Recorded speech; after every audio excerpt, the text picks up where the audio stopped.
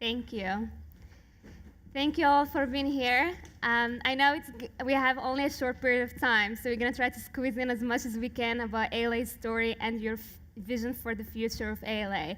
So we're going to start off with Peter.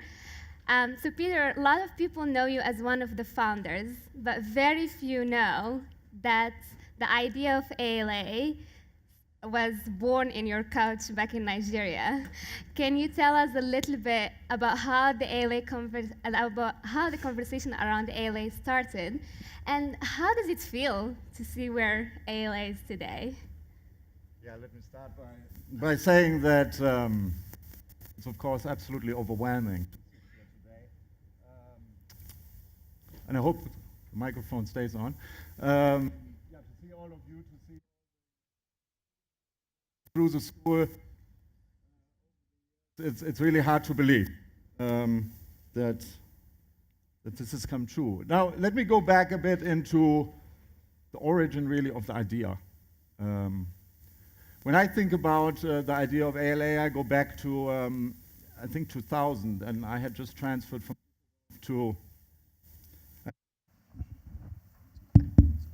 I had just transferred from Düsseldorf to Johannesburg with McKinsey.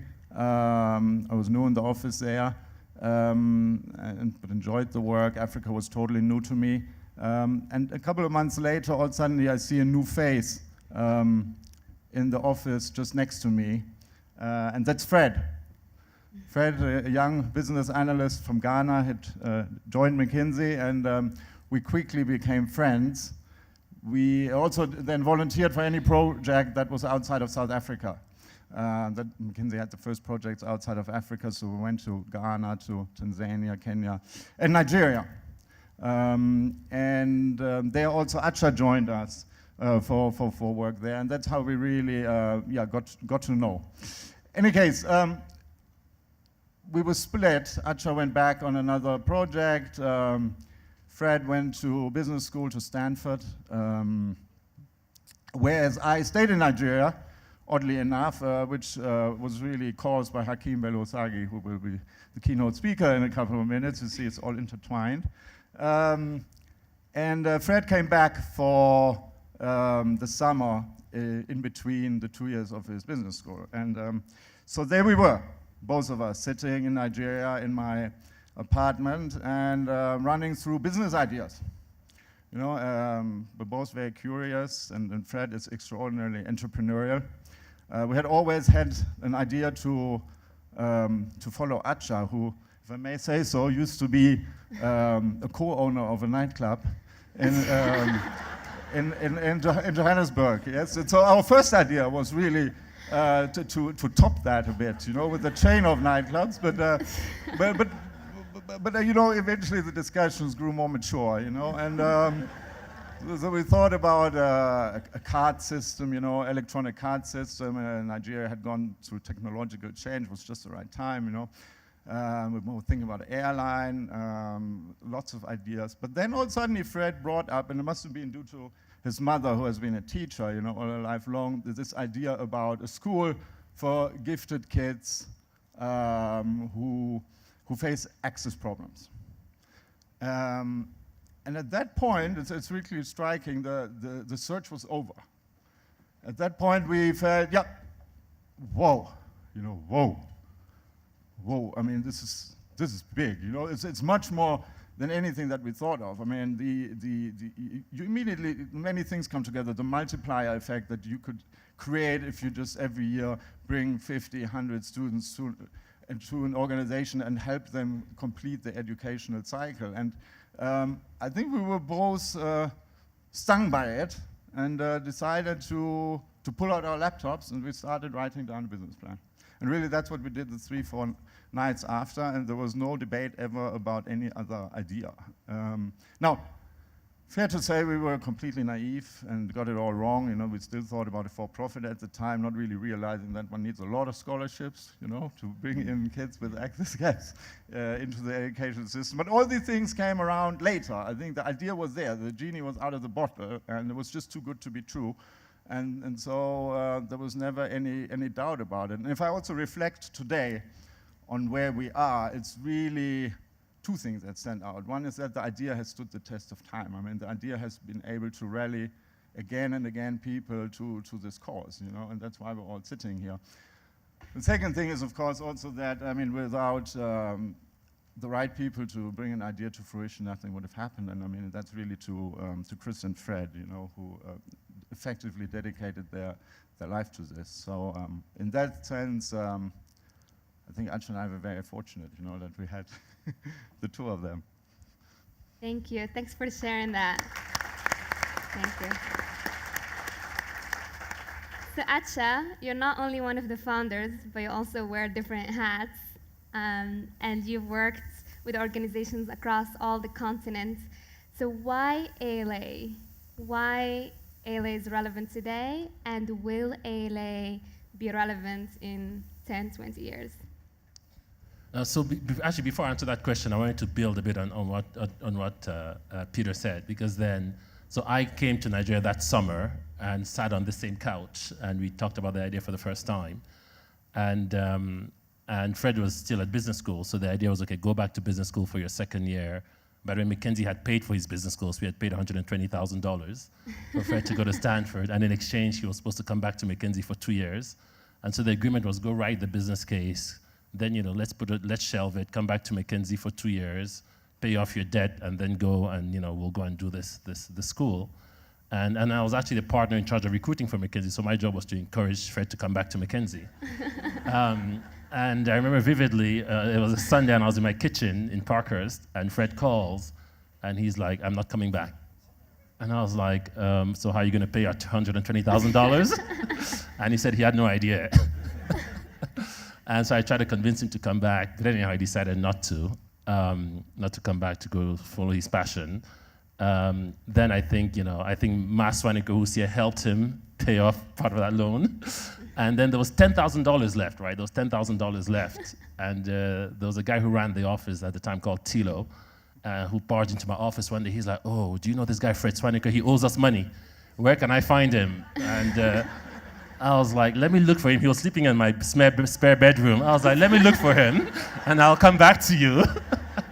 Anyhow, long story short, Fred paid it all off. Mackenzie has been a big supporter. We've actually hired probably not more than 10 students from Mackenzie, but I mean, that's sort of how we went from Peter's couch to my spare bedroom to Fred paying us some money. But back to your question. I mean, I think the fundamental belief we have as founders is that if you think of what has failed Africa, we talk about corruption, we talk about all these issues. We think the root cause of it all is leadership. We think what has failed Africa today is leadership.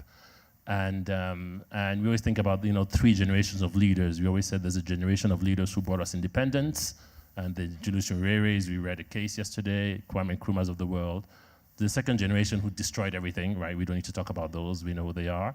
And there's a third generation that's brought us growth, right? And some of them are here in the room. We see Trevor, we see Christina, we see Emir Sanusi, and a number of other people who've brought growth back into to the continent.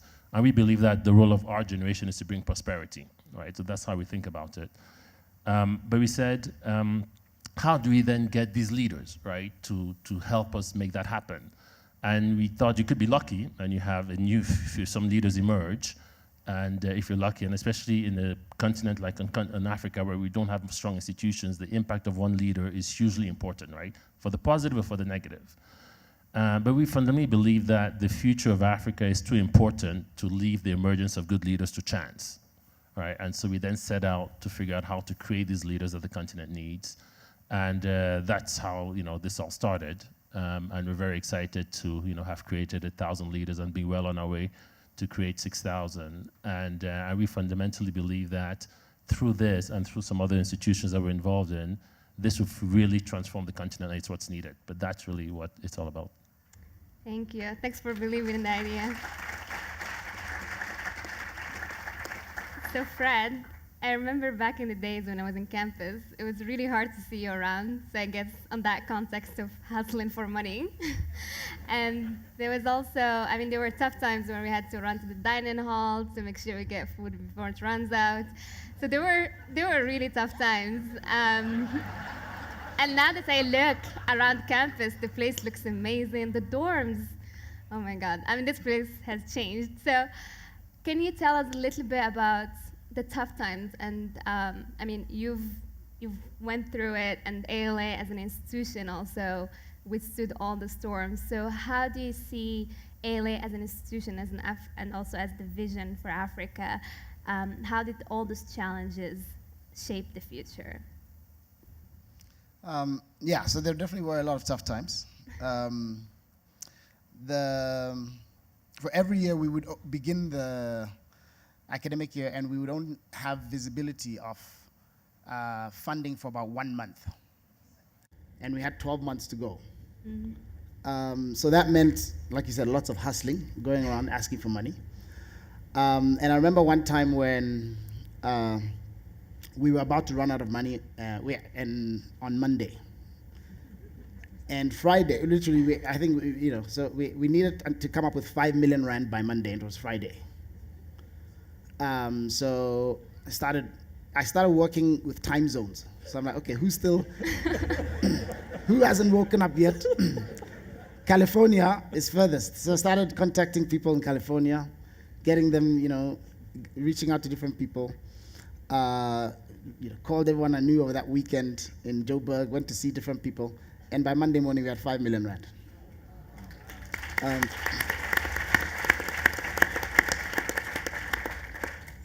And we're able to pay people that month and feed you. Thank you.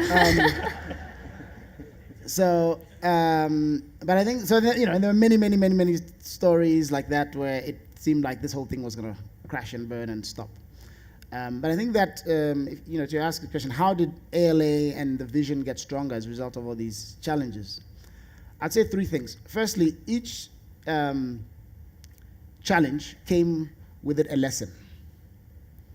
And those lessons are things that we never did, and learnings are things that really allowed us to get stronger and stronger and stronger. Yeah, so for example, one of the things we used to do would go and ask people for money and say, can you donate $50,000 now for us to use for the next few months? And we just kept living and looking for just the next few months of survival. But after a while, we realized that, actually, this is why we keep running out of money. So we started approaching people and said, actually, instead of giving us $50,000 for the next 6 months, can you give us less money, but commit it for the next few years? So give us $25,000 for the next 5 years, every year. And we started collecting those kind of multi-year commitments. And now, when we start a school year, we have 75% of the money already committed, because we know from, so that was a big lesson that has made this institution a lot stronger, right? And there's so many other lessons that we learned from those difficult times. Your most powerful lessons come from the hardest experiences that you go through, right? So that's the one thing that's made the institution, the whole vision, a lot stronger. The second thing that came from all these experiences was our network, because normally, to solve one of these problems, you had to reach out to people. So we would go and ask, whether I was asking someone for financial help, or help around some issues you're having with people, or government, or whatever. We had to reach out to someone for help.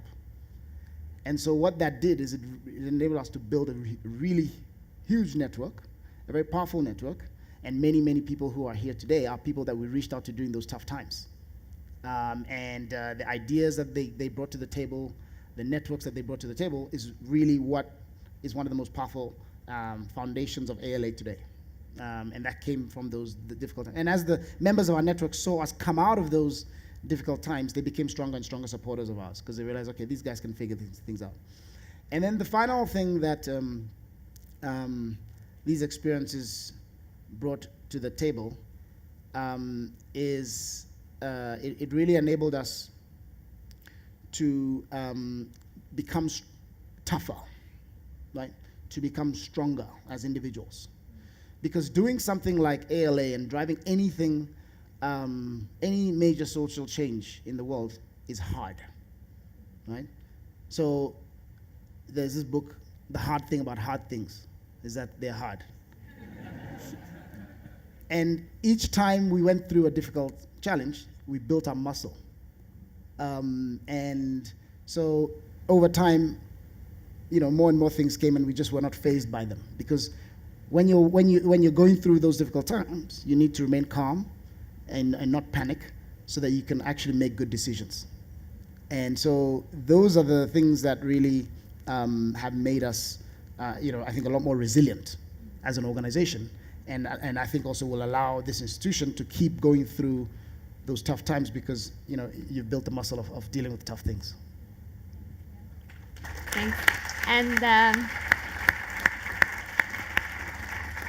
I mean, even as ALA alumni, we've benefited a lot from the network. I remember when I moved, when I was at Tufts and we were in Boston, first time in the US on the cold of the East Coast. And if it wasn't for ALA's network, for the Breckmans and other people, we couldn't have survived, honestly, especially at the beginning. So we thank all the network for their support. We truly appreciate it. So Chris, you've held different positions at ALA. So you're a founder, you're a CEO, you've seen it all. So can you tell us, how do you see each of us contributing to ALA's narrative? And what does today's chapter mean in writing ALA's future? Thanks, Hafsa. Good morning, everyone. So Hudson spoke yesterday. He kicked off yesterday morning. Many of you were there, and he said something that I found both deeply profound and that I fundamentally agree with. He said that the greatest force that the world has ever seen is an intentional community of persons rallied around a shared purpose, a shared mission. And when I look in this room, I see an intentional community of people who have decided to spend part of a Saturday here at African Leadership Academy because something about this mission, something about this vision, something about creating lasting peace and shared prosperity seems both possible and deeply important. And so as I look out at this group, we have 1,000 people here. They represent over 60 countries. They've come here from 5 continents. And they are the network that you were speaking about, Hafsa. And so I am super excited as I think about the future in ALA and the role we all play. And I think about today because we have people who shape policy, we have people who drive economic growth, we have people who have brought huge ideas to life. And we have a whole generation of young people here who have big ideas that they're looking to bring to life.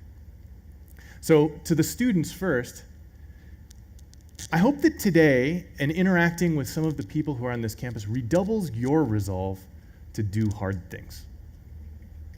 Right? You have all of the wind at your back to create the Africa that you seek to live and work in, and a group of people who've come here fundamentally because they believe in Africa and they believe in you. And please never forget that. And to the guests who are here from all over the world, I hope that interacting with these young people and interacting with each other and forming this intentional community serves as a shot of adrenaline that redoubles your resolve, and that will channel the energy and the excitement of the new opportunities that we'll be discussing, and that will channel the energy that comes from the shared outrage at the injustices we see to really build plans here that will drive Africa forward. The most important aspect of our 2023 strategy, which we've just completed at ALA, is to unleash the network. We in this room are that network. What does it mean for us today to gaze into the future and imagine this institution as something that binds us together as an intentional community that will shape the future? And I'm so excited to interact with all of you. And I know, as a result of the time I get to spend with the 983 young leaders who've come through this place, that that bright future is closer than we think. Thank you.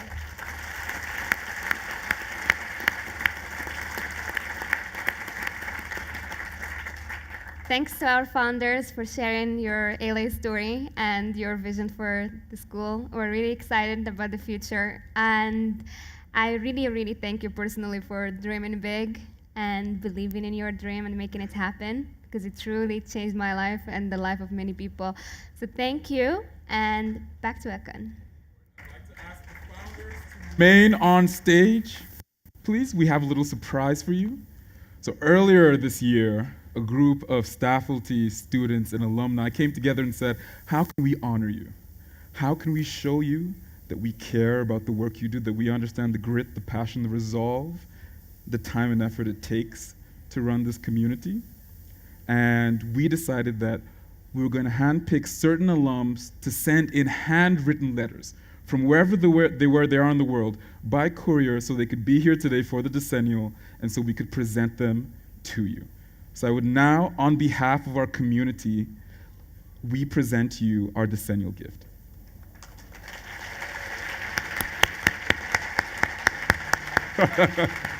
Good stuff.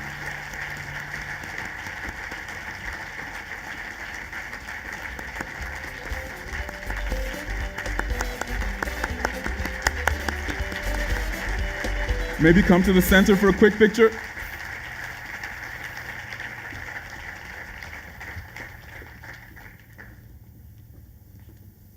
Look at that. Isn't that cute?